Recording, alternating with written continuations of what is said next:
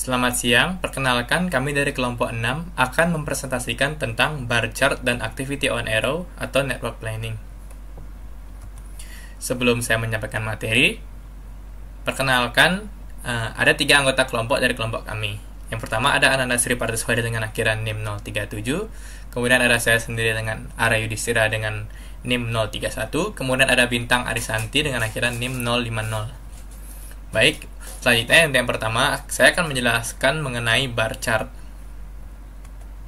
Nah, pengertian dari bar chart. Bar chart adalah sekumpulan aktivitas yang ditempatkan dalam kolom vertikal, sementara waktu ditempatkan dalam baris horizontal. Waktu mulai dan selesai setiap kegiatan beserta durasinya ditunjukkan dengan menempatkan balok horizontal di bagian sebelah kanan dari setiap aktivitas. Panjang dari balok menunjukkan durasi dari aktivitas dan biasanya aktivitas-aktivitas tersebut disusun berdasarkan kronologi pekerjaannya. Nah, berikut adalah salah satu contoh dari bar chart. Nah, ciri-ciri dari bar chart itu sendiri adalah yang pertama, yaitu bar chart mudah dalam pembuatan dan persiapannya. Yang kedua, bar chart memiliki bentuk yang mudah dimengerti. Kemudian, bar chart bisa digabungkan dengan metode lain seperti kurva S. Nah, ini dapat dipakai lebih jauh sebagai pengendalian biaya. Nah, selain memiliki ciri-ciri atau kelebihan, berikut adalah kendala atau kelemahan yang terdapat dalam bar chart. Yang pertama, bar chart tidak menunjukkan secara spesifik hubungan atau ketergantungan antara satu kegiatan dengan kegiatan yang lainnya. Kemudian, sukar mengadakan perbaikan atau pembaruan karena umumnya harus dilakukan dengan membuat bagan atau balok baru. Untuk proyek yang berukuran sedang dan besar, jadi kegiatannya pasti lebih bersifat kompleks. Jadi penggunaan bagan balok akan menghadapi kesulitan karena kompleks dan banyaknya pekerjaan yang terdapat untuk proyek yang berukuran sedang dan besar. Nah, setelah kita mengetahui ciri-ciri dari bar chart dan juga kelemahannya tentu saja, berikut saya akan menjelaskan tentang rincian apa saja yang terdapat dalam bar chart. Yang pertama, pada sumbu horizontal X tertulis satuan waktu, misalnya hari, minggu, bulan, tahun, dan lain-lainnya. Jadi, waktu mulai dan akhir dari suatu kegiatan ini tergambar dengan di ujung kiri dan ujung kanan balok dari kegiatan yang bersangkutan. Kemudian, pada sumbu vertikal Y dicantumkan kegiatan atau aktivitas proyek dan digambar sebagai balok.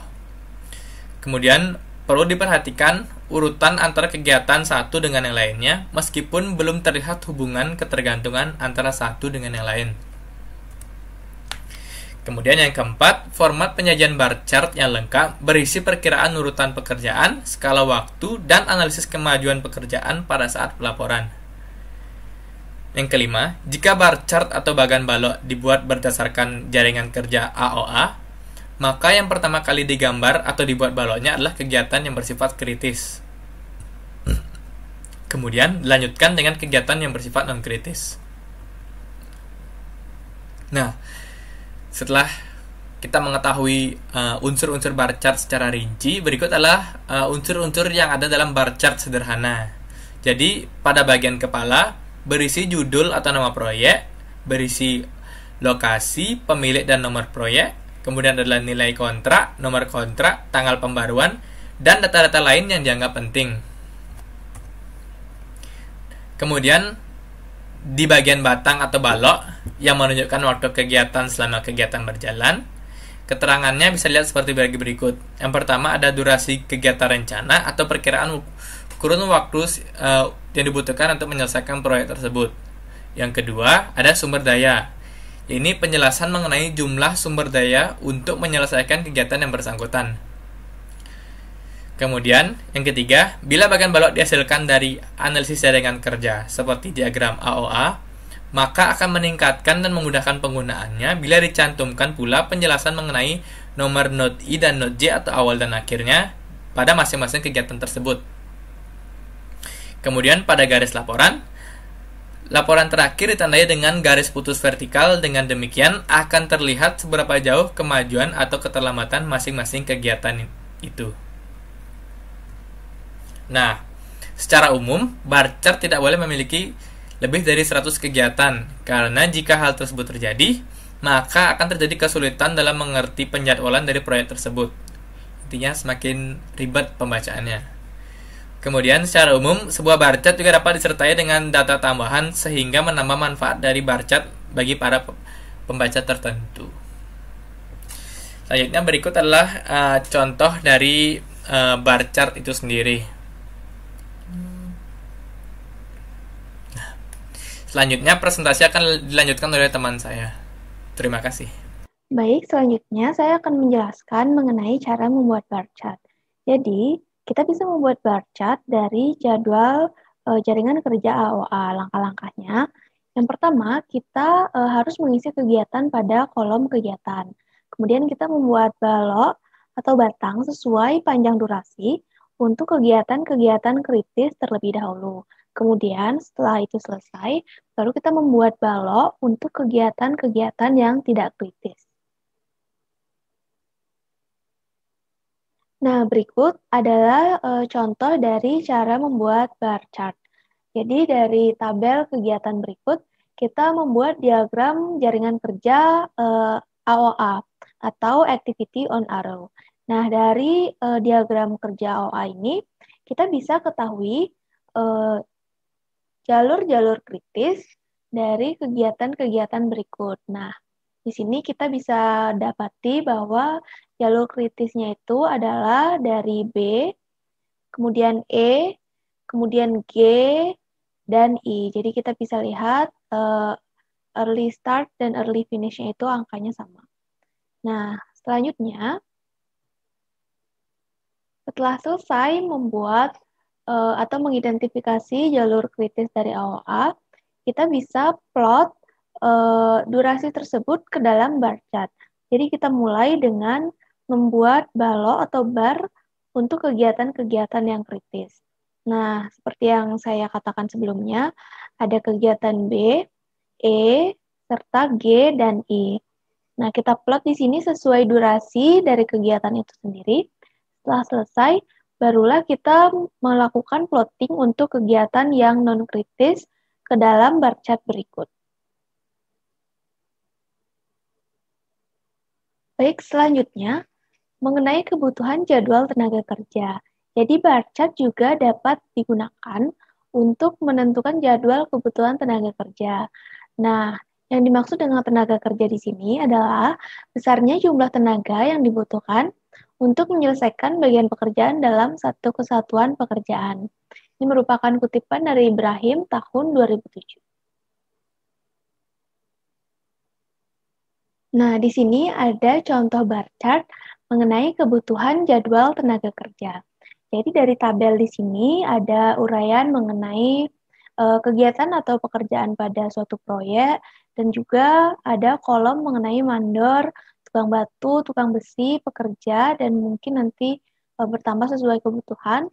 Dan di sini kita diharuskan untuk melengkapi tabel dari kebutuhan tenaga kerja ini. Jadi kita plot pada setiap kegiatan atau pekerjaan berapa banyak dibutuhkan mandor atau tukang batu atau tukang besi, pekerja, dan lainnya.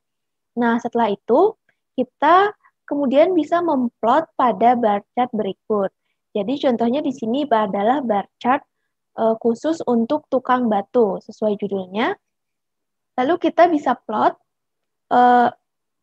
dengan menaruh balok-balok atau bar pada setiap pekerjaan sesuai kebutuhan yang sudah kita tuliskan pada tabel sebelumnya. Jadi kita plot dan pada akhirnya kita bisa mengetahui pada waktu apa saja kita membutuhkan tenaga kerja tukang batu, misalnya pada contoh berikut. Nah, selanjutnya kita bisa juga mengetahui jadwal pemasukan material. Jadi sama halnya dengan kebutuhan tenaga kerja, bar chart dibutuhkan untuk menghitung jadwal pemasukan material pada pelaksanaan proyek. Nah, yang dimaksud dengan bahan atau material adalah besarnya jumlah bahan yang dibutuhkan untuk menyelesaikan bagian pekerjaan dalam satu kesatuan. Ini merupakan kutipan dari Ibrahim tahun 2007. Nah, baik, di sini adalah contoh mengenai kebutuhan dan jadwal pemasukan material. Jadi, caranya kurang lebih sama dengan sebelumnya mengenai kebutuhan tenaga kerja. Kita juga harus menyiapkan tabel terlebih dahulu mengenai uraian kegiatan dan pekerjaan pada proyek. Lalu kita isikan kebutuhan material yang dibutuhkan untuk setiap kegiatan atau pekerjaan proyek tersebut. Misalnya di sini ada contohnya material pasir, semen, besi, dan batu bata. Nah, kemudian jika kita sudah memplot material-materialnya, kita bisa membuat bar chart. Misalnya di sini adalah bar chart untuk material semen. Jadi kita bisa memplot kapan harus menyediakan semen untuk masing-masing pekerjaan. Jadi durasinya terlihat sehingga bisa membuat penyediaan material itu lebih teratur dan efisien.